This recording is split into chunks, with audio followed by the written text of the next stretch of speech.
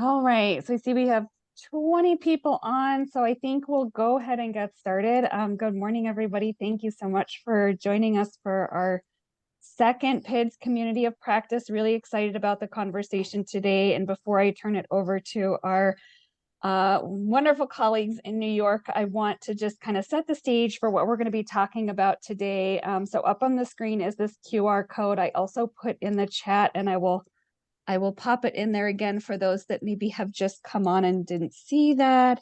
If you want to do it on your computer, you can do that as well. But it's just going to ask some survey questions. So I'm going to go ahead and flip to the next slide and just try to get a sense of where we're at with the use of data collection, with buy-in, with maybe some of the challenges. So just answer these questions as best you can for your state. There's no right or wrong answer, but just trying to get a sense of where we're at today. So the first question that we have is kind of a ranking of about what's happening with your state's SLT and data.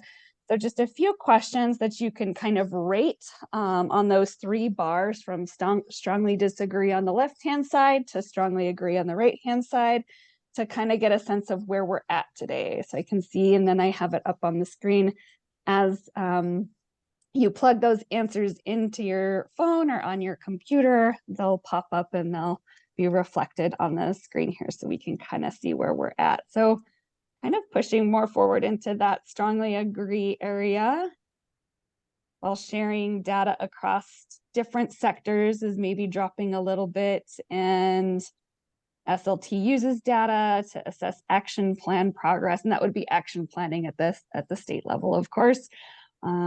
Is that a 3.1? So great. Looks like we've got, moving a little bit further here.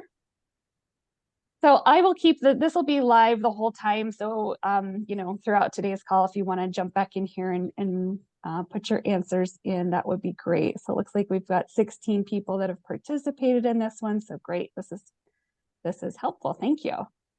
All right, so I'm going to move to the next question, and this one is a word cloud. So you can enter 1 or 2 or 3 words. One word that just kind of describes the challenges around data in your state that you feel like it is currently being experienced. So that can be anything from capacity to training to funding to whatever you feel like is a one-word answer to describe some of the challenges your state is experiencing around data and collecting data and using data. Capacity seems to be, well, we got one response for capacity. We'll give this a minute here to give folks a chance to put in some information here.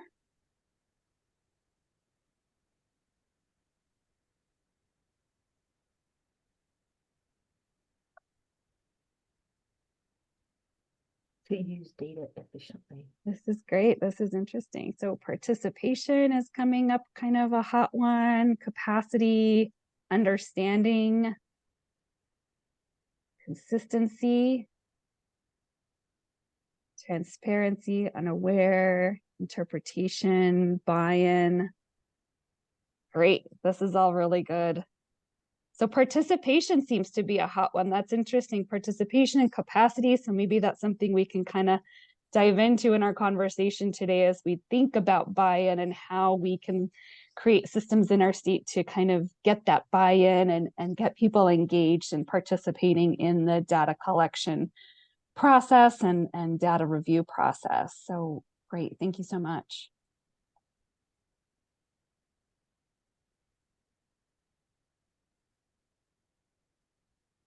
So just want to, again, kind of set the stage before we turn it over to New York, just some considerations for today's conversation. I want you to kind of do some thinking as you're listening to the presentation, and then we're going to engage in this conversation about what does the current data culture look like in your state, in your communities, and at your site level, and maybe start to do some kind of reflection around what that data culture maybe we would want it to be, or maybe we don't have a data culture yet. So how can we use this information to kind of promote that idea?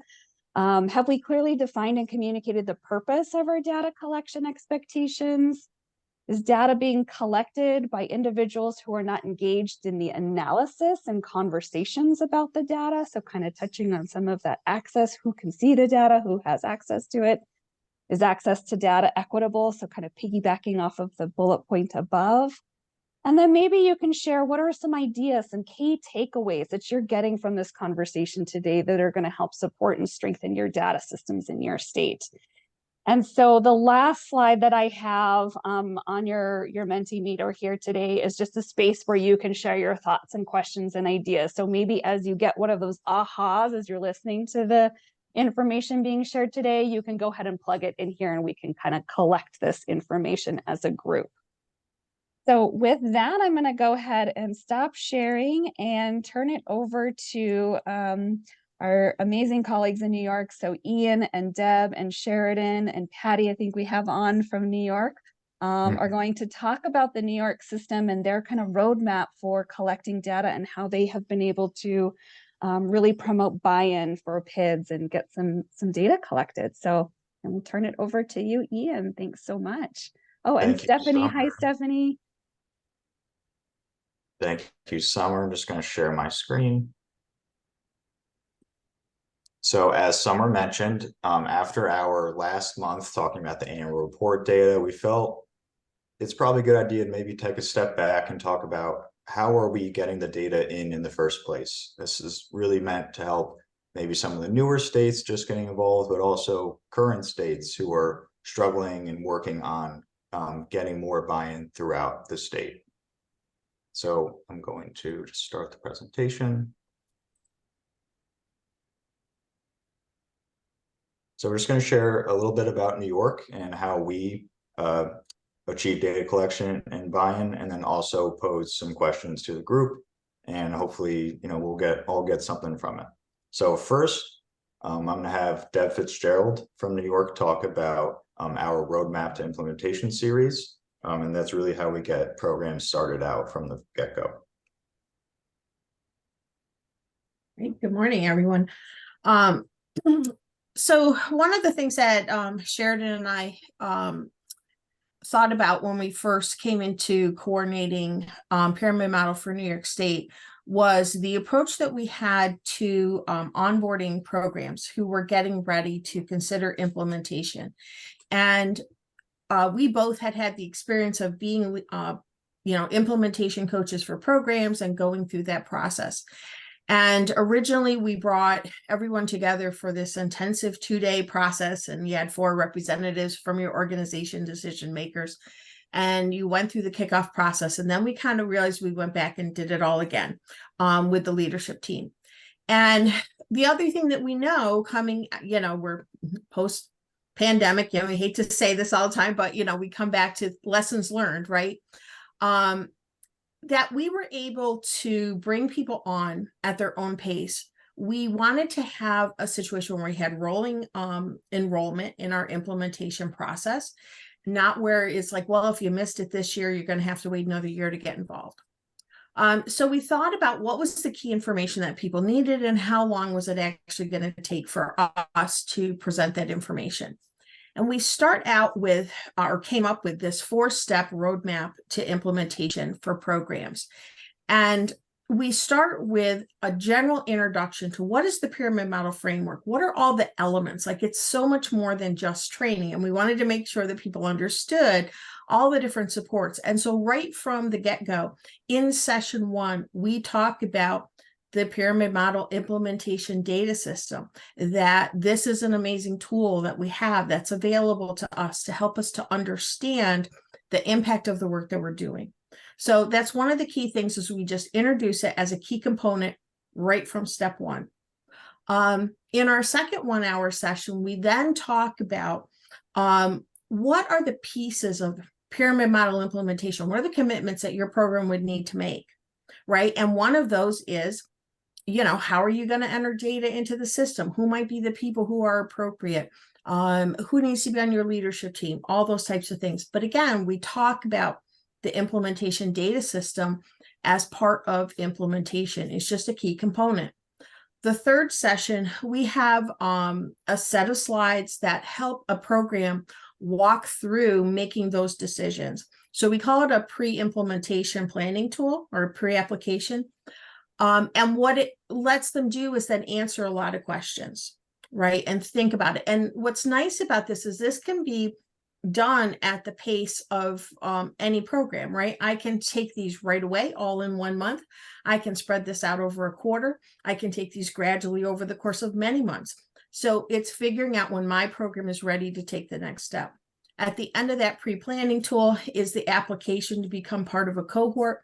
Again, anybody who has interest, it's not a competitive process. So, you know, if you say you want to be part of implementation, we find you a implementation coach and we get you on board. The fourth step is done individually with programs, and this can be multiple meetings. And again, it's a process. We created a slide deck to sort of help the implementation coaches follow a process. The very first thing we do is get you signed up in PIDS. And then we move forward and we start with your benchmarks of quality, and we enter the data in PIDS. And then we prepare the action plan where we're using PIDS. And then gradually you're going to be putting in more and more parts of your data, right? Oh, we're going to do training. That's what we're focusing on. Let's get the staff in there. Oh, we're going to start this with a couple of classrooms. Let's at least get those classrooms of children in the system so we can start seeing what the power is behind PIDS. And so if we don't say on day one, hey, you have to get 500 children, 60 staff and whatever it is into this by Monday, right? Which blows someone's mind, right? If we take a more gradual approach as it feels appropriate and as we're using the different tools, right? That's what this kickoff process does. And one of the things that we lift up constantly in our conversation is that the framework is a flexible framework. You have to choose where you want to start, how you want to start, what feels most valuable to you as an organization. And I will say from my experience, and I'm sure Sheridan would share from her experience, that no two programs that we worked with were the same. The process was different. The key elements that they had to start with were very different. And by being able to explain that to programs and help them to understand the flexibility is really one of the key elements. And talking about how PIDS also lets you see your strengths as well as the areas where you're struggling. So I think, that's what we have found. And that's what's different about the last few cohorts that we brought on using this process versus some of our earlier cohorts. And we have to be transparent too. Our very first cohorts, there was no pyramid model implementation data system. Everything was, spreadsheets and Excel. So getting them transitioned to the system, took a little bit longer because they had something that was working. But those that have adopted it fully. And they really love what they're able to get out of it because they understand it better. But that's sort of what this roadmap to implementation series is all about, and how it has helped us to have those programs understand the power of the data, and that it's just part of the whole picture. So hopefully that is helpful. Thank you, Deb. Does anyone else have a similar onboarding process or something different that they do in their state that they would want to share?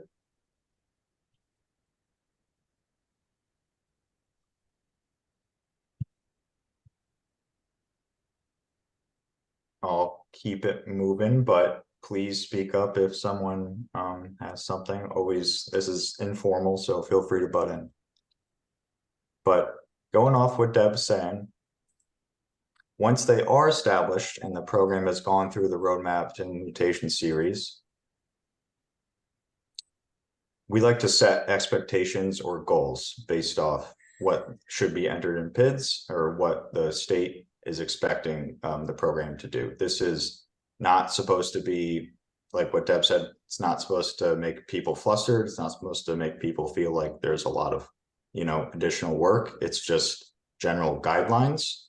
And something that I wanted to just say is it's important that people know, and each program just generally knows when data is expected.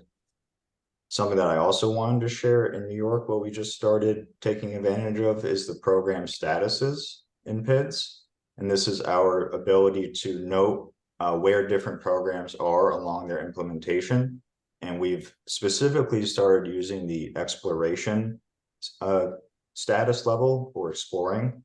And what we're in New York, what we're considering programs at this stage are programs doing classroom level or BOQ level data collection. So that's coaching logs, TPOTs, tippy toes, benchmarks of quality, very kind of top level, not child level yet. It gives programs the ability to kind of dip their toes in the water to start getting acclimated to using PIDS and data in the system, in the hopes that they get more involved in the future. And furthermore, with this, with the statuses, you can really just monitor, say the program started as an exploration, and in 2 years, they've slowly increased and gone up to fully implementing. This can really help show that progress over time. Marissa, I see you had a hand up. Yeah, Ian, I was just wondering if do you have like a written document that explains those designations that you're using in New York for the different statuses that are available in the system? We do. We made one recently when we started using the exploration, because we're like, all right, we have to, we got to nail this down for us. So it actually involves some sub levels. For I understand, Deb, you could speak on it more, I think, because you guys made it, but it involves certain sub levels within implementing.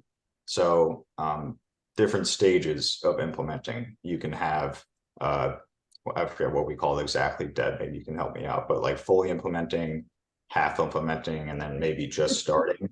And then there's exploration. It actually has to do, yeah. So actually, just to clarify a little bit with the exploring programs, actually an exploring program would not yet have a leadership team. So they really are, they're using training and they're utilizing coaching and potentially TPOT and tippy toes. So the only data that they would be putting into the system initially is for any employee who is receiving coaching or the observations to show them what that data gives them. But that's what an exploring program is. When they move to the implementing stage, that is when they have now decided to establish a leadership team. They are assigned an implementation coach, and then they would start with the BOQs and things like that. And then, Hey, Deb, can I interrupt you for just a second? Yeah, absolutely. Are you guys willing to share that yeah, document? 100%. I'm sorry, I was writing furiously and then I No, was no, like, no, don't maybe I'll do just that. ask Yes. really quick. Okay, thank you. But we please will continue. share. I want to hear more. I just don't want to be taking copious notes if I don't need to. Thank you. No, you definitely don't. And we just had to edit it a little bit because we had put some thoughts in and they actually didn't match up with the descriptions. So so an implementing program is one who is receiving what we would consider intensive support from an implementation coach, and they're really working on their BOQ, their action planning, and all those things. Then a program that we would consider sustaining is a program that isn't necessarily needing that support of the program implementation coach, but they are continuing to do their BOQs, to do their action planning and things like that. And if they find that they're really slipping, they can request to go back to implementing and receive support again to get them back to where they need to be. But that would be a sustaining program. Then we have basically, you have the programs that might be on hold, right? They have maybe a big transition within their in their program, change of administrator, things like that. They need some additional time. So they might go on hold for a little while and then they're going to go back. And then you have programs that are, discontinuing. But we will share that document. Summer can let me, or Ian probably knows where we can upload that so everyone can have access to it. We are just doing a few final tweaks, so that's why I don't want to share it with you right today. But that's the process, and we want to make sure that we really understand, what the level of support is that a particular program is receiving and how they're connected. Sorry, go ahead, Marissa. Oh, I just have 2 follow-up questions. I'm curious of who determines the status. Is the program in charge of deciding what status they have, or does your leadership team do that? I think it's a joint discussion, a joint conversation about where the team is based on their circumstances.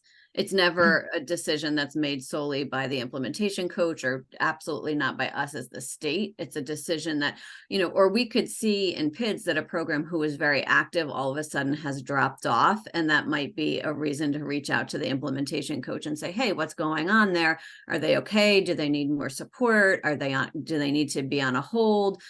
It just helps us almost like visually to see where people are in their process. And when we're talking about PIDS and buy-in and all of those pieces, it just helps us have a better understanding maybe of why or why not we're seeing data being entered into PIDS.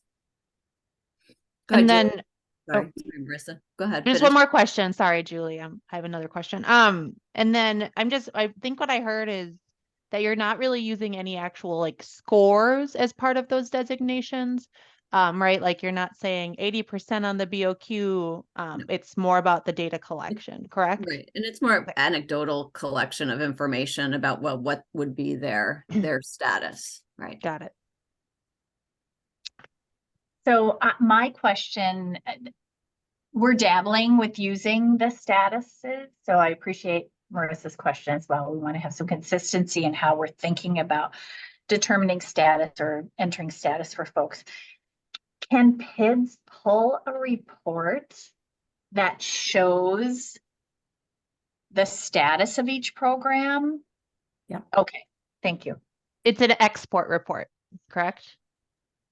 Yes, Got it. Thank that's you. what I Yep. understand. Export. That's right.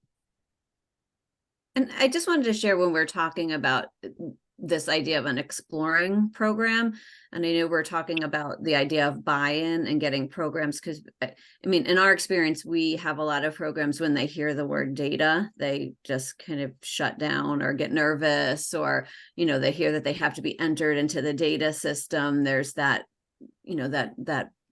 oh, I don't know if we want to do this. If it's a big step for people, but in that exploring program designation, it gets them into the system without that big commitment on their part. So we can get them in there. And what we were finding is we were having programs who were participating in training and, maybe doing coaching that we didn't even know they were doing it. And this also gives us that ability to know about programs, to say, okay, and it's not pressure. It's not to say, oh, they're in there, let's, call them up and say, hey, become an implementing program. It's to just know that they've accessed some level of pyramid model support for their program, to just have them, on our radar, to say, okay, they've done some training, or they've had one teacher who's taken advantage of some coaching. And it just allows us to see that data in the system and just know who they are at the most basic level. And then if they want to move forward, we can introduce them a little bit more into PIDS. So it gives that slower roll into the system, that if somewhere down the road they decide to become an implementing program, which is certainly what we want, we'll say, hey, you're already in PIDS because you are an exploring program. And it gives that little bit of head start for those programs that are jumping in. Can I ask just one more question, just for some context for myself? How long do programs have access to program implementation coaches in New York? Just since they're supposed to be part of the designating, I'm just curious what the norm is. So when we started out, we had a very set kind of pattern of, for your first year, you got this, your second year, you got this. And the thought was that by year 5, they would be able to sustain on their own. But we know the reality of that is that's not really the case. And, the level of contact with the implementation coach may decrease, but it also then may need to, it's very fluid depending on the situation at the program. So we don't ever say to a program that after X amount of time, then you're no longer have access to an implementation coach.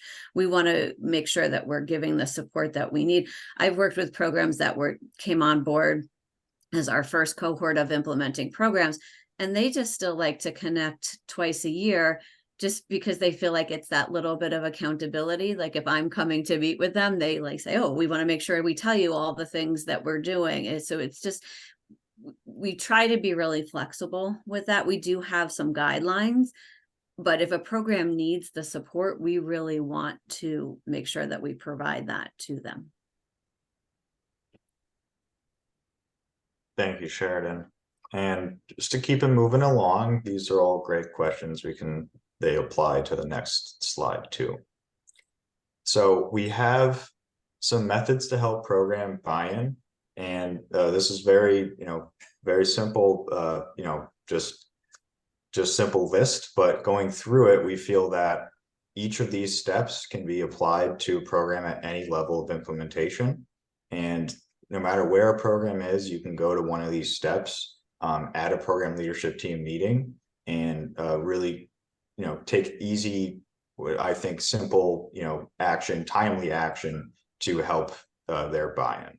So first, really start reviewing with the BOQ in a program implementation meeting, kind of determine if they don't have a BOQ yet, conduct a benchmark of quality, determine maybe if the program is, more of a needs help with the established leadership team section, or maybe they're more of a needs help with the monitoring implementation outcome section, depending on where they're at. This could really help kind of diagnose where these most impactful action steps should be taking place. So then really next, you want to be asking what information could help them right now. And this can also be, compared to the first question. But when we talk about what information could help them, maybe it's what's given them programmatically, what are they concerned about? What do they need the most help with? Maybe that is parent permission. Maybe that is staff issues. As we mentioned before, in staffing issues, maybe we can work with them to create capacity for their time getting data into PIDS. Maybe that's giving more options to people to enter data. Also, maybe it's setting gradual goals with the program in entering data and working with the leadership coach. Leadership coach is helping, and maybe over time, the program takes on more of a role. So these questions could really help start figuring out the root of the problem in buy-in and data collection in these programs, and then start to, get them on board. Can I jump in? Sorry for a second. Sorry to jump. Yeah. So that question number 2 about what information could help you right now, we had a little conversation about this last week, and the idea really is if programs are hesitant to jump into using PIDS, try to reframe it for them outside of the PIDS world and thinking about what are your struggles as a program right now? What are your challenges? What are the things that you are working to to lift up for your staff or with the children, and showing them the connection and the way that PIDS can be helpful maybe in working through some of those challenges. So, I think again, sometimes people hear that word data and they get a little bit nervous about that. But when you can show them, in their real world, how it can make a difference for them, then you start to get that buy-in. So really just starting with what are your challenges right now as a program? And it may not even just be what are your challenges into getting things into PIDS or being part of PIDS. It's what are you struggling with as a program? And trying as an implementation coach to think about, okay, is there something in PIDS that can help with some of those challenges that they're experiencing? So we want to help them see how this can support them in their day-to-day life in their programs, because that's when you get the buy-in, when they see that connection to what they're doing every day, that it's not just, oh, we have to run these reports so we can share them with this person or that person. It's about what does it do for us as a program to help in that day-to-day life that we're living. And whether the program's in PIDS yet or not, this is really can help at, like what I said, at any level. Asking these questions. So if it's the goal is trying to get them set up in PIDS and trying to get data collection going, starting with these processes, get the user roles set up. Are the right people in each role? And do you need to add more access? what I mentioned before, maybe only one, maybe too few people have access to enter data, and it's putting too much on one person at the program.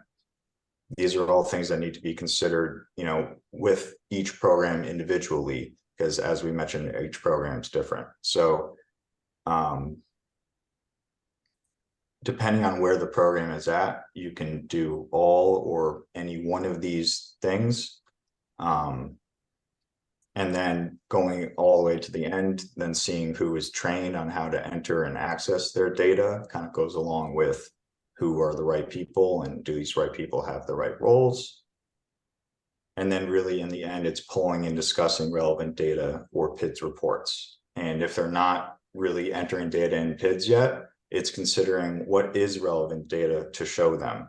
Maybe like what we mentioned, if they have a benchmarks of quality that's not in PIDS yet, that's what we start reviewing. If they have TPOTs, tippy toes that are in PIDS, being able to review the data and then showing through meetings how entering it into PIDS can help also helps buy-in. So these aren't meant to bring you to the most complicated parts of the system in PIDS usage. This is really meant to help those beginning states, those beginning programs who are just trying to deal with those ground level problems that, you know, we kind of hear programs asking questions that they have to deal with, like parent permission, staff issues, etc.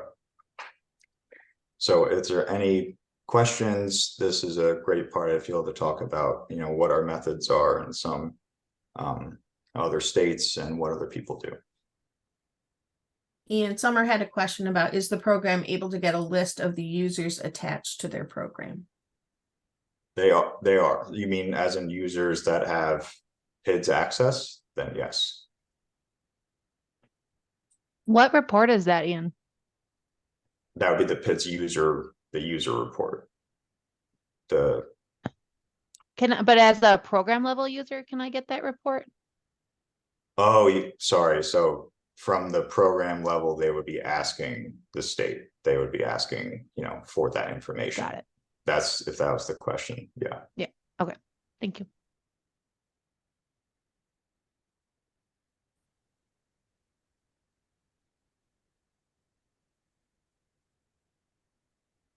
And any newer states, I mean, have you guys tried any of these methods or anything you're doing that you think is working really well or not working?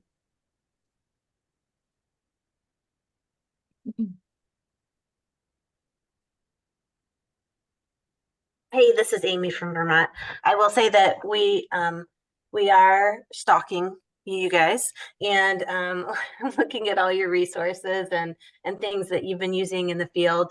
And so we have been creating resources, Vermontizing it a bit, but kind of following suit. We're still just now starting to roll this out, and with the expectation that they that our sites will contribute.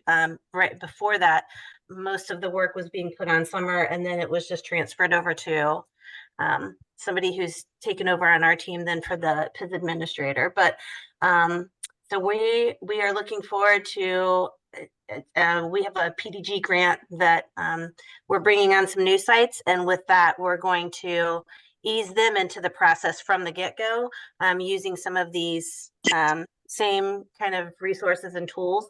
And then we're going to go back to the current implementation sites and work with them to get them, you know, to make it part of their process as well. So yeah, we appreciate all the information that you share. That's great. Thank you. Thank you so much for sharing. Hi, this is Sue from Utah, and I have to say that our child, so we started as a cross-sector state from the get-go, and so have a mixture of programs, but the programs who have valued PIDS the most, just right off, it's our childcare programs, because as soon as they start putting data in, they are getting feedback, and they're able to really learn more about their programs. And it's not been something that they've really had good databases on. And so really our child cares are like just seeing this as such a informative tool for them. And we are kind of like you in that all of our programs are, for lack of a better word, we would work with them if they didn't feel like they could use PIDS, but we are requiring that all of our programs who implement start to use PIDS in kind of a phased in. So that program level of getting their program information in the BOQs and the action plans. And again, that has been a really nice place for them to keep track of the BOQ and the action plans, and for our coaches, our program coaches, to kind of touch base and follow along. So actually today we have an SLT meeting, and we are this month we are a short meeting where we're going to introduce some of the data that we've been collecting around the use of the e-modules. We've used those heavily in Utah over the last year, and now want to pause, look at the data. So use that look, think, act process. I'm a fan of Plan, Do, Study, Act, and now we're at the study and act component of our training. And although PIDS is a nice place where our programs are able to track the training of their staff and feel like they have a handle on all of the moving parts. So anyway, I really appreciate it. And again, we are following a lot of your experiences and learning from them. So appreciate this information. That's great, Sue. I feel like a lot of that goes back to what we were talking about earlier with getting the program involved, like entering their first BOQ right into PIDS and starting action planning and action steps. So, I mean, just being able, I don't know how many states are able to do this, but just being able to get the first benchmarks of quality in PIDS right away. You don't have to, like, we're conducting it and putting it into PIDS in the same meeting. Yeah. I think that's a huge kind of little thing that could be done rather than getting it on paper and doing the whole paper trail thing. It has been so valuable in the sense that That's great. we have Part C programs as well. And so now PIDS has the Part C BOQ in there, but we were doing paper with them.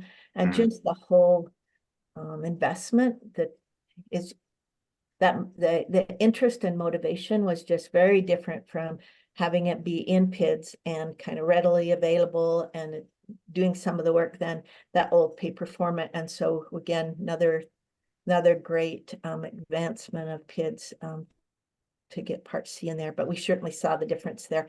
We hold our programs hostage a little bit in the sense that once they get through exploration, we do use that installation stage to do an MOU, to do a PIDS orientation, a commitment to using PIDS. And first thing that our program coaches do is help them identify that leadership team and get a BOQ in place and start an action plan.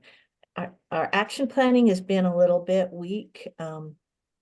Feels more like a poor IEP, right? Something they develop and then they just, I don't know. But again, over time, I think that will become more valuable to them and more of a tool than a requirement. So yeah,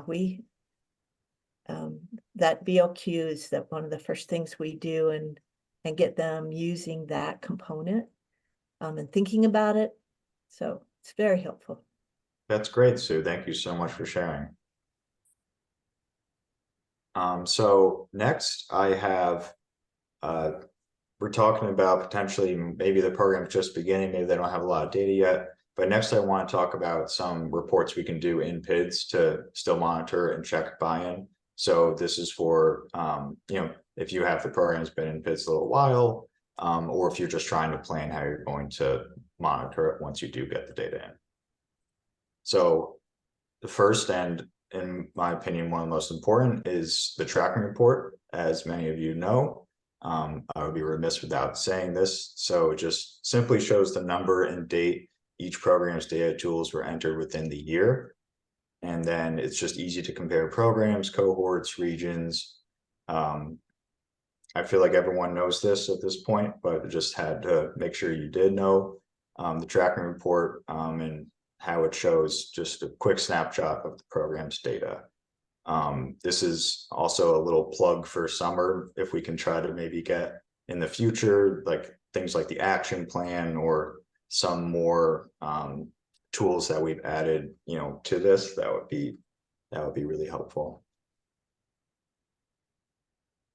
Yes, definitely. It is on the list, the leadership coach log, the action plan. So some of the newer tools, definitely. Yeah. Awesome. So beyond the tracking report, which is you just go in and you click the programs and very easy to print, you can see buy-in there. Next, I think a easy way to check buy-in is simply checking the programs entering their children and professionals. What I do often is I'll go through the child data export report or the peer mod professional data export report and go to this date added column. And this is not the date that they started, and this date can't be fabricated because this is the date that the person actually went into PIDS and added the entity that is in that row. So what I do is I like to see when the programs actually add all of their children, all of their professionals, and relate that to when they were in PIDS. So, if they were added to PIDS a month ago, you can relate that to when, they put in children, when they put in classrooms, professionals. It really helps you make a timeline for them in, your own mind for, how involved, how engaged they are. Did they get going right away after the first meeting, or was it a few weeks? And what's the reason for that? Is it time? Is it, buy-in? So it kind of helps, I think, root out and see some potential issues, and at the same time, also successes. So I think it's super simple, date added, and just filter for programs, any program you want. So that's one way I would check in PIDS. Is there any other way people would check something like this in PIDS, just out of curiosity? Sometimes I use the login report where you can see who's actually logging into the system. Yep, that's coming up. Oh, sorry. Yeah, no. So before that, the next one is kind of what we were talking about before with the benchmarks of quality and the action plan action steps. So also very important for buy-in, seeing when if the action plan's even added at all, but let's say assume that it has been from the beginning, checking the benchmarks of quality and how the action steps relate, and then also those action steps, the statuses of the action steps, also very important. So all those things, how much they're updating it, how much the action steps are being completed or updated, all very helpful to bring to a meeting and also helpful to show buy-in.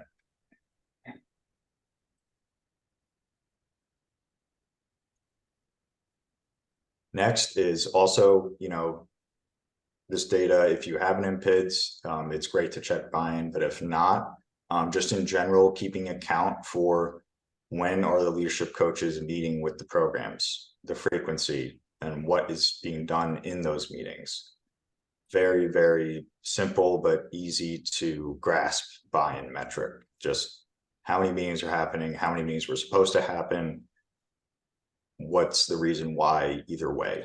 So this is the leadership coach log analysis export report, which just gives you kind of the details of the leadership coach log, and then the leadership coach data export and leadership coach program data export give more of kind of when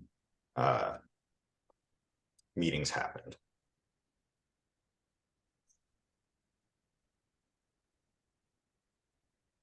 So then lastly, what Marissa mentioned was the login history report. I actually find this also very, very critical and useful because it's very easy to filter. And once you do run it, it's really telling. So I know for me, sometimes when I run it, it's either surprising or I often just see sometimes I'll just see like my name, I Selesky, like, 10 times in a row. But really, really helpful just to seeing when each user physically logs into the system.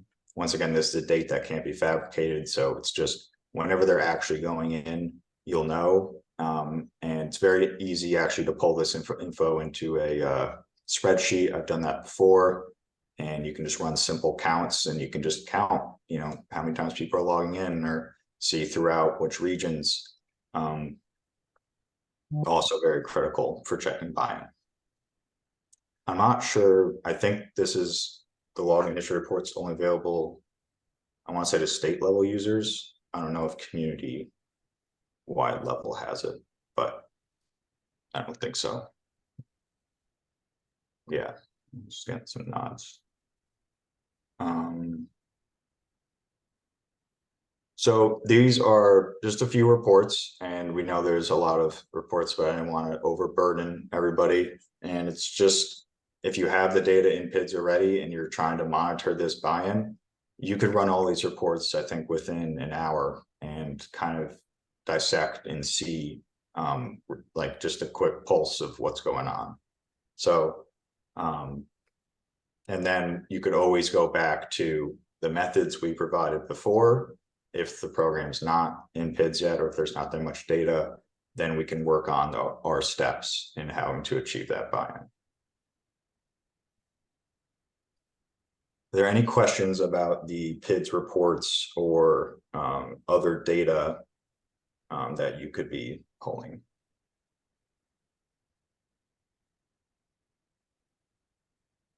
No.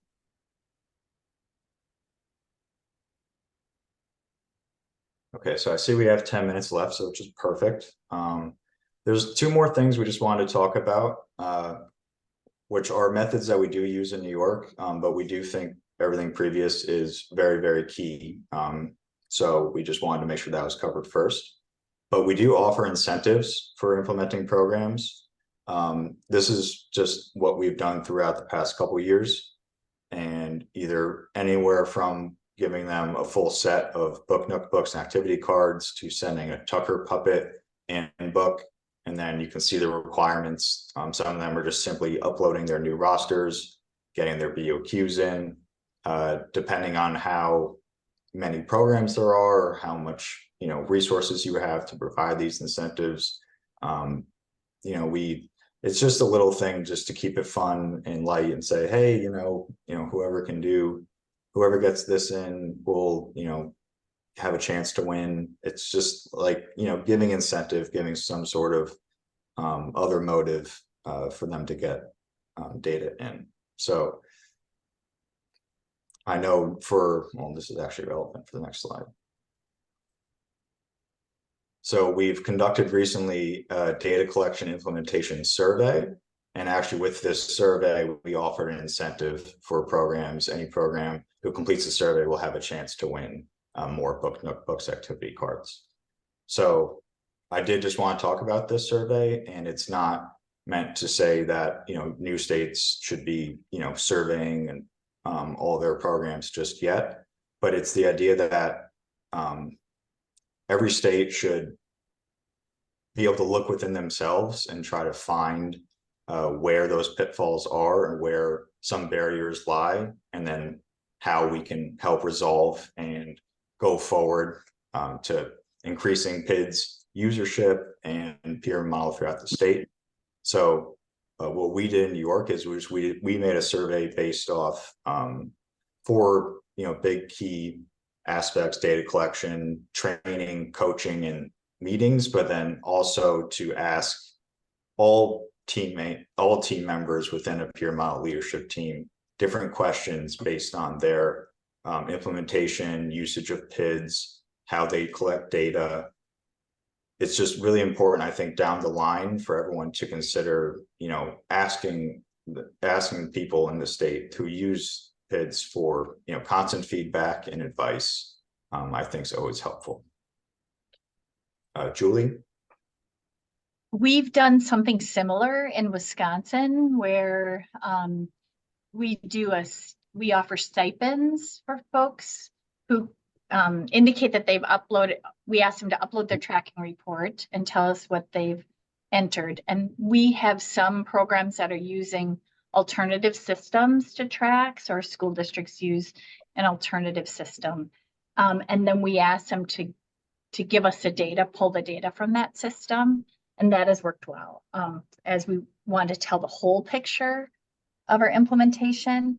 We also do a random drawing for any classroom that has had a tippy toes or a teapot entered goes into a randomizer, and then we offer gift cards for any classroom teacher who has had an observation completed in their classroom, and that has been popular. Wow. Yeah, that sounds like it would be really popular. If you don't mind me asking, if totally okay, if you don't feel like sharing, what is the stipend for? It varies Okay. depending on sort of what we have left. Okay. But I can share. I could pull, I think I can pull the survey, I think. Okay. I would be. Unless Marissa, do you remember what we offered? I think it was like a certain amount if you had a BOQ, certain amount if you were doing any teapot or tippy toes observations. Mhm. And I think, Marissa, my recollection is that the amounts varied by year. Yeah, yes, definitely. It really depends on how much money was left in our budget. Yeah.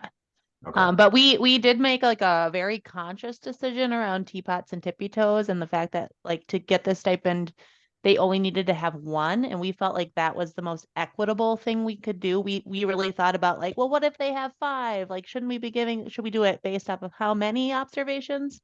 And we really like took a step back and decided to be equitable. It was just a one and done kind of situation. Oh, that sounds very, very useful. Can I just ask a follow-up question around that? Did you consider offering stipends to encourage the entry of the children's data into we the did. system? Okay, yeah. That was one of the categories. We sort of like Okay. entering programmatic data. Are you entering classroom data? Are you entering child level data? And if you're not entering BIR information into PIDS, can you pull a summary across PIDS categories, right? To give us a sense of where you were at. Gotcha. Perfect. All right. Thank you. And then another thing just to note about that too is I think maybe just the first year, but we also made in the first year had this deal where if you weren't collecting all types of data, you could designate that, and then you could fill out a barrier survey to then get some of the stipends. So then if we had programs that had no data in the system, they could just fill out a barrier survey to tell us like what's going on, which was very helpful. We use that data quite a bit. That's a great suggestion. I like that. So I'll look and I'll try to find the first survey where we asked the barrier questions as well. I agree. It was extremely helpful for us to figure out what did programs need? How could we align our work, right? I'm wondering too, just to kind of piggyback on that question about the child level data, if New York, Wisconsin, you have any thoughts to share with other states who might be kind of at this point where we're trying to or we're considering going to that step, but it feels scary. It feels like a whole nother level of data. Any tips or thoughts on that process that you experienced in your state to normalize it, to make people feel comfortable with it, to kind of get over that hurdle so that you could take that next step in child level data, which is so important and such an important piece of the story?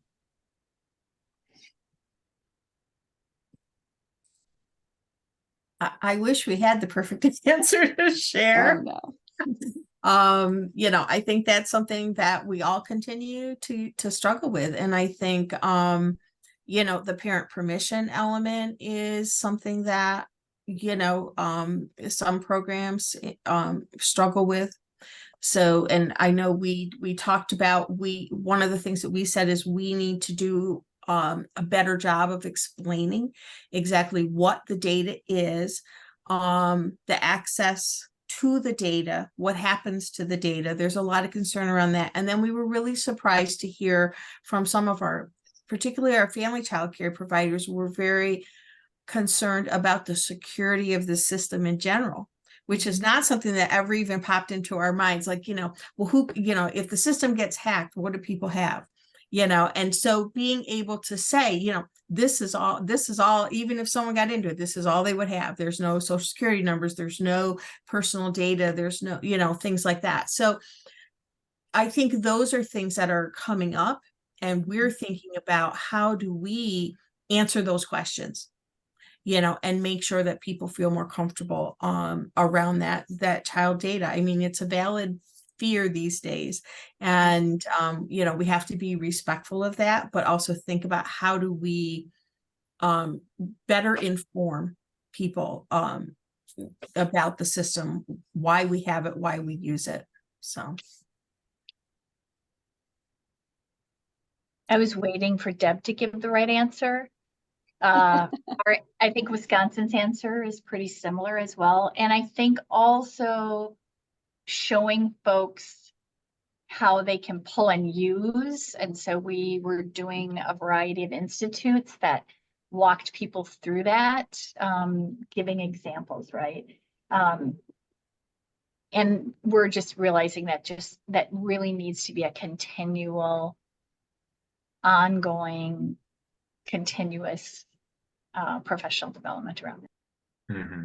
And is that something I see it as kind of a twofold professional development area that kind of constantly needs attention, is not just at the implementation site level, but also at the leadership coach, process coach, external coach level, right? To also get that comfort and feel like they're comfortable having those conversations with their sites, or working through what does this data mean, and talking about that.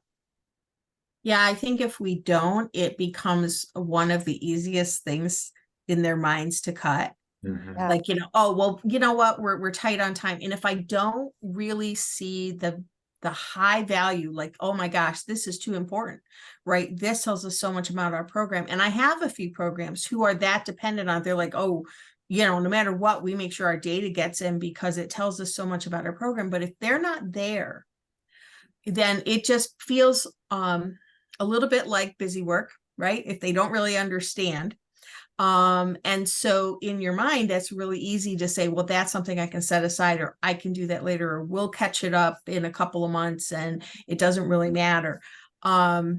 So I think, yeah, you have to constantly be, and I think this is the big thing for our implementation coaches, and it's something we need to work on with our implementation coaches in our state, is really coming to every meeting with a data point in mind, or something that keeps that constantly in the front of the conversation.